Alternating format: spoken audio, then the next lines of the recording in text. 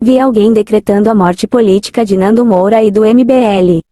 Bobagem. Nando Moura continua sendo uma pessoa influente, nem político é, e o MBL, se sair um pouco do pedestal e aprender a ter convicções mais firmes, quem sabe pode sair do estreito esquema burguês de partido que é. Mais fácil é Bolsonaro ser destronado. E por uma razão simples, o nível de cagadas que o presidente faz supera nossa expectativa. Não há nenhum limite para que Bolsonaro pare de fazer mais merda. Bem mais fácil o Centrão se cansar de sua cadelinha e chutá-lo no rabo. Não o faz porque ainda é lucrativo manter o canastrão que finge ser, contra o establishment, no poder.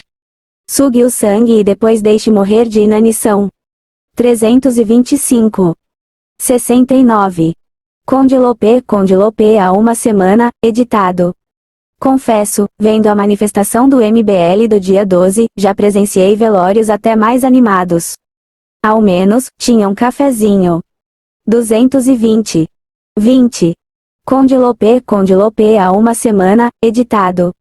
Um dos problemas mais graves do MBL é que a molecada se acha o cúmulo da genialidade da Realpolitik, quando comete erros que nem o DCE acadêmico do PSOL cometeria. A terceira via foi prejudicada.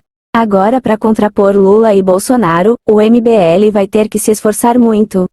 Vou contar uma experiência que tive. Em novembro de 2014, fui um dos organizadores de uma passeata contra a Dilma. Tive uma desavença braba com os pilantras do PSDB, que ficaram putos porque perderam o protagonismo do movimento. Queriam a todo custo boicotar os protestos. Fiquei profundamente irritado. Sofri ameaças. Cheguei a brigar com uma ou outra pessoa do meu círculo, que queria fazer concessões. E aí tivemos que juntar dinheiro do nosso bolso e contar com outras articulações para reverter a ameaça. No dia da manifestação, tivemos 60 pessoas. Na prática, encarei como um sucesso, porque não fizemos acordos espúrios e conseguimos alguma mobilização. Pensei que o importante era o ato em si de se manifestar, era a causa. Os números seriam secundários. E foram. Meses depois, eram milhões de pessoas às ruas contra Dilma Rousseff. Na política há espaço para concessão, como há espaço para o endurecimento. Falta ao MBL essa perseverança no endurecimento e uma dosagem na concessão. Os seus militantes acharam que manipulariam a esquerda. Na prática, nem o grosso da esquerda deu bola. Por isso a baixa adesão. Foi pior, as lideranças esquerdistas ocuparam os espaços de palanque do MBL, quando o retorno foi nulo. Mas o MBL creu na ilusão boba de que algumas esquerdas, não sendo petistas, são palatáveis. Alguém acha mesmo que Lula faria questão do palanque do MBL, quando o PT tem sindicatos, associações juvenis escolares e universitárias e um know-how de experiência militante, que fazem dos liberais meros diletantes? Alguém acharia mesmo que o PT dividiria seu palanque com Kim Kataguiri, Nando Moura e Mamãe Falei? Ou mesmo os cupinchas mal disfarçados do PT, como Ciro Gomes, se o PDT fosse o organizador? Não adianta bancar o terceira via quando se alinha publicamente com a segunda. Ou se defende uma bandeira política coerente até o fim ou se anula na política. O MBL mal se deu conta de que poderia ser engolido pela esquerda. Adular a esquerda, moderada, não faz do MBL simpático aos esquerdistas em geral. Revelará tão somente fraqueza. Uma certa direita ficou ofendidinha porque eu disse que as manifestações do MBL, querendo chamar a esquerda para agrupar números, foi um fiasco.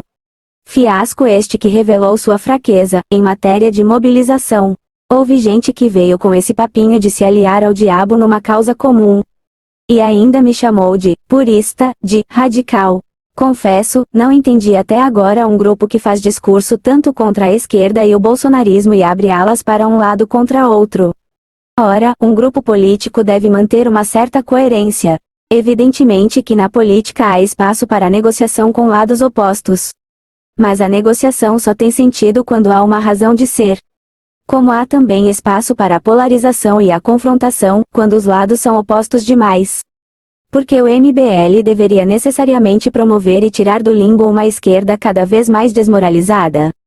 O público que se sentiu enganado com o estelionato eleitoral bolsonarista não vai se alinhar em passeata contra um grupo que também combateu.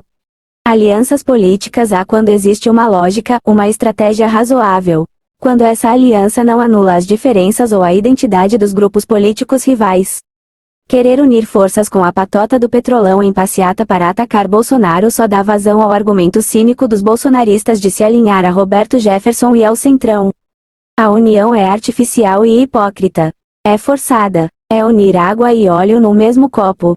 O MBL tentou se misturar e se queimou. Além de reunir um número pífio de pessoas, pagou um preço alto, jogando na lata do lixo sua imagem de terceira via. O MBL padece de um delírio de grandeza que chega a ser patético.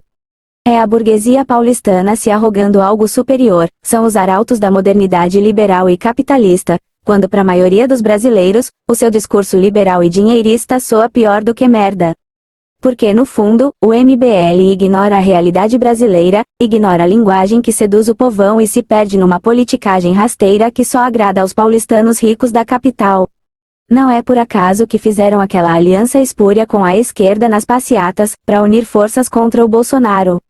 Foi patético. Para um grupo que se arroga, terceira via, uma outra, nova direita, a passeata revelou o contrário.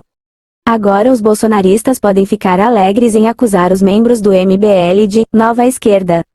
Porque se Bolsonaro é o bravateiro contra o establishment, o mesmo se pode dizer do MBL, que é capaz de se alinhar aos inimigos, contanto que Lula não apareça.